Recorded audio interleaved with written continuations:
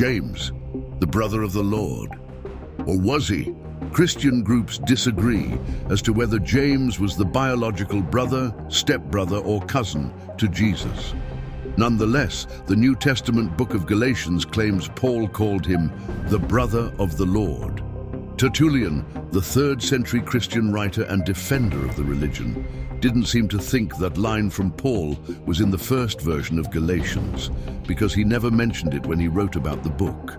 It seems that this is a possible later addition to the text in an attempt to tie James to Jesus after the fact. Even worse, the New Testament book attributed to James is actually a much later forgery using his name. In the Gospel of Mark, the first gospel to be written, Jesus' own family calls him crazy and does not join him.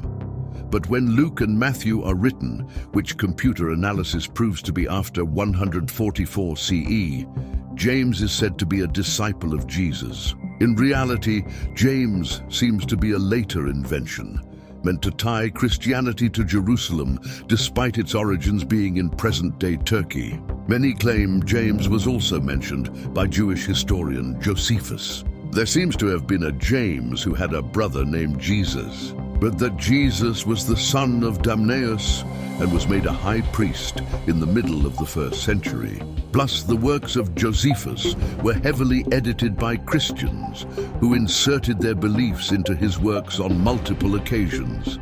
It seems the Christians took an actual historical James and tried to tie him into the character they created for their story. The evidence just doesn't line up for James, the so-called brother of the Lord. He is simply another fictional character added to Christian mythology as it developed.